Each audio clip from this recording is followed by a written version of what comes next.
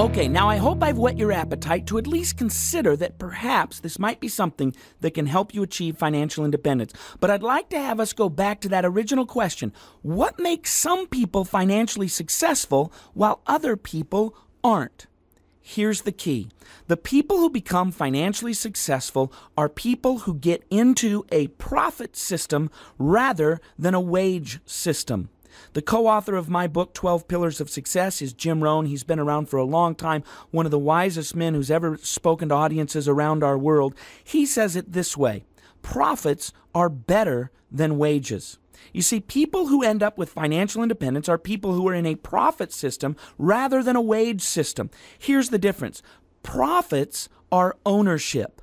Wages are trading time for money. See, what happens is when you own something, it's a profit. All the money that comes in is your profit, and you can take it. You can grow your profit, and profits can be limitless. You can make more profit, make more money, and since you own it, it's yours. Wages, on the other hand, you are trading time for money. Now, you might be able to make a pretty good wage, but the fact is as soon as you stop trading time for money, you stop getting that wage. Typically, it starts out when you're a kid. You go in and you flip burgers or whatever for a very small wage. And then from there, your wage increases depending upon experience and education and longevity in your current workplace. But the fact is that nobody gets rich in the wage system.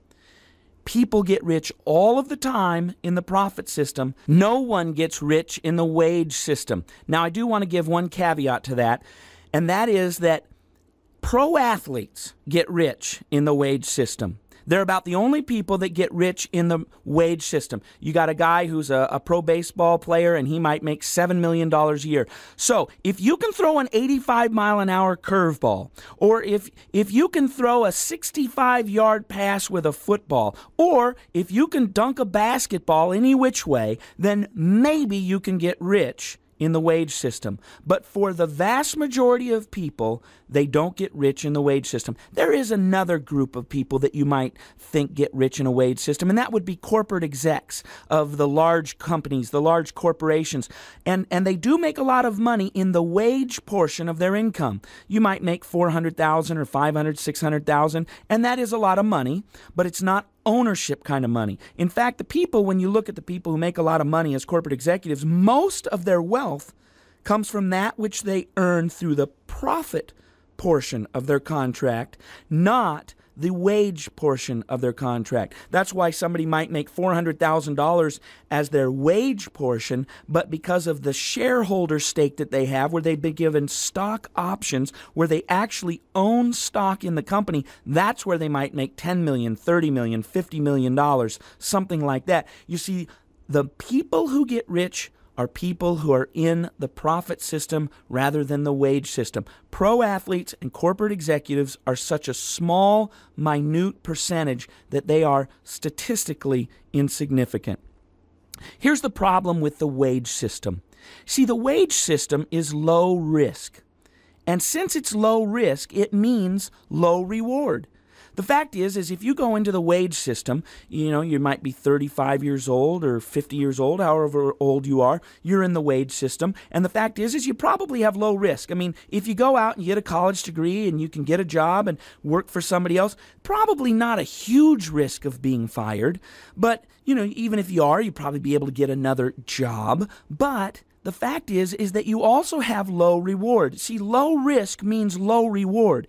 Chances are you might not lose your job, but chances are you're not going to ever get more than about a 3% cost of living raise every year. And sometimes the cost of living raise doesn't even actually add up to what cost of living actually increases.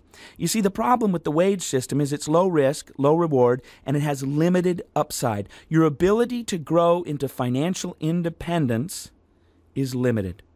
Now, there is a way that if you're within the wage system that you can actually become financially independent. And you're saying, well, Chris, you just told us it's impossible. The only way, if you're working in the wage system to get wealthy, is to take some of your wage money and put it over into a profit system. That might be somebody who takes some of their money and they save it up and then they buy stock. Now they're in the ownership. Now they're into profits. Or they might take their money and they might buy a rental house or something like that. Now they're into the ownership or the profit system. If you're just in the wage system, you cannot get financially successful and independent. Very, very rarely. Let's think about the Forbes 400 list for a moment. The Forbes 400 list is a list that comes out in Forbes magazine every year where they list the 400 richest people. Now, there's two kinds of people who are on the Forbes 400 list.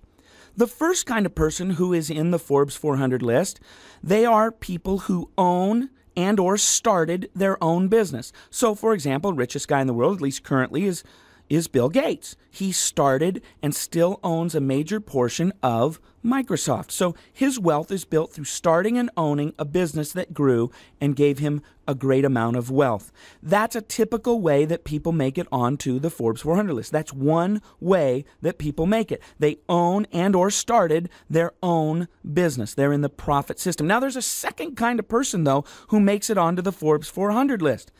This person is a person who inherited their money from somebody who started and or owned their own business. See, nobody gets onto the Forbes 400 list through the wage system. You're never going to achieve financial independence if you stay in the wage system. That's a fact of life. If you are saying to yourself, I want to be financially successful, I want to have complete and total financial freedom and financial independence and time freedom that comes from that, if that is your goal, if that's something that you want for yourself and for your family, you've got to understand that you will never do it in the wage system. Now, you may never be on the Forbes 400 list. I hope some of you do actually get onto the Forbes 400 list. That'd be great. But the fact is most of us won't be on that list, but we can achieve financial independence. Let me ask you this question. Where will you be financially if you stay in the wage system for 10 more years? Where will you be? If you're 40, you'll be 50. And when you're 50, how much more financial freedom will you have? Or will you simply have just let 10 more years pass up? That is a very sobering question, and one that I think you need to answer now rather than later. Where will you be financially if you stay in the wage system 10 more years, or even worse, the rest of your life?